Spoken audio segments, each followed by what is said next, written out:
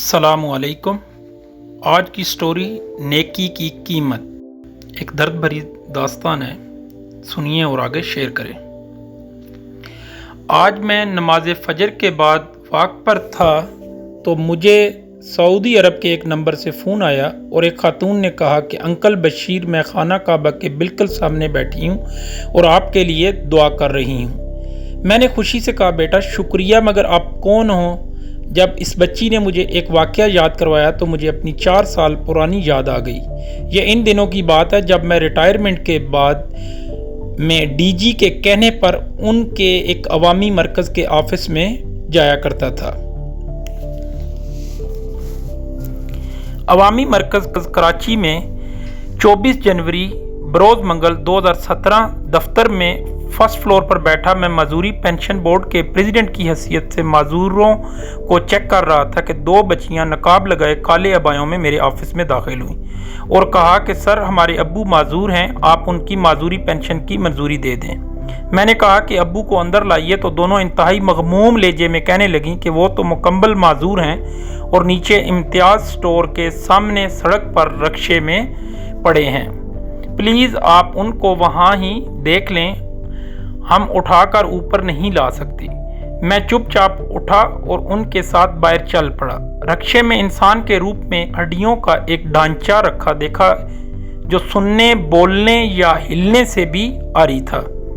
मैं अल्लाह से तौबा करता हुआ वापस आ गया। मैंने सीढ़ियाँ चढ़ते सोचा कि माजूरी पेंशन तो हो ही जाएगी, मगर खुद भी इनकी कुछ मदद करूँगा। मैंने उसकी मंजूरी पेंशन करके किताबचे पर दस्तखत कर दिए और मुट्ठी में कुछ हदिया पेश किया। वो बच्ची तड़प कर 2 कदम पीछे हट गई और कहने लगी, सर ऐसा न करें, बस आपने हमारे अब्बू का हक इनको दे दिया, हमारे लिए यही काफ़ी है। नहीं बेटा, ये पैसे ले लो और अपने अब्बू के लिए दवाई और अच्छी ग़िज़ा का बंदोबस्त करो ताकि वो जल्द अच्छे हो जाएं। मायरा, नहीं सर, हम खैरात नहीं लेते, हम खुद कमाते हैं।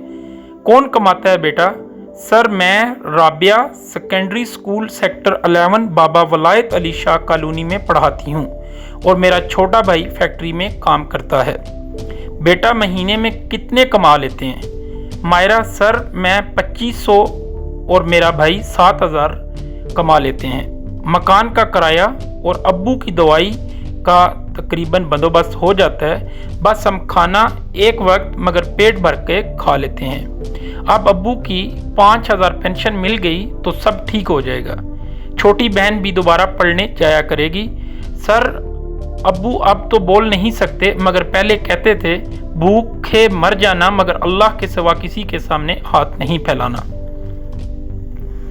मैं चुपचाप उसकी बातें सुनता रहा। मैंने अपने आंसू छुपाते हुए पेंशन बुक दस्तखत करके उसे थमा दी। इतनी गुर्बत में घिरी, इतनी गैरतमंद और अल्लाह पर इतने पक्के यकीन वाली बच्ची मैं भी पहली दफ़ा देख रहा था। चूँकि मैं तहिया कर चुका था कि इनकी मदद करनी है, इसीलिए जब बच्चियां क्लर्क के पास बुक के अंदराज के इंतज़ार में थीं तो मैं दोबारा सड़क पर खड़े रक्शे तक गया और इनके अब्बू की जेब में हस्बे तौफीक कुछ डालकर वापस अपने ऑफिस में आ बैठा। मैंने बच्चियों को दोबारा बुलवाया।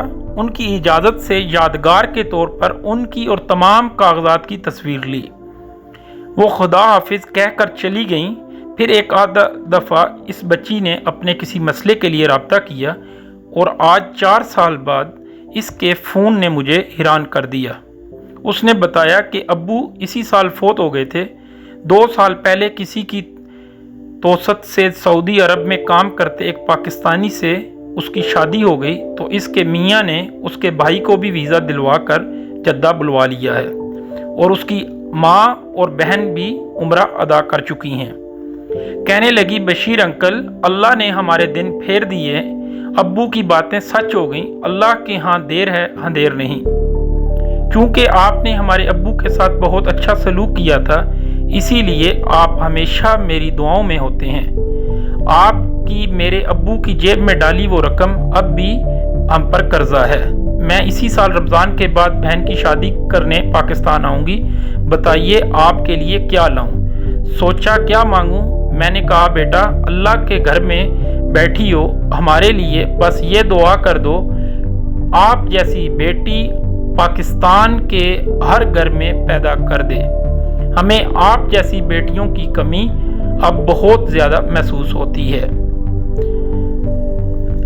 जज़ाकल्लाह खैर। पोस्ट अच्छी लगे तो आगे ज़रूर शेयर करें। शुक्रिया।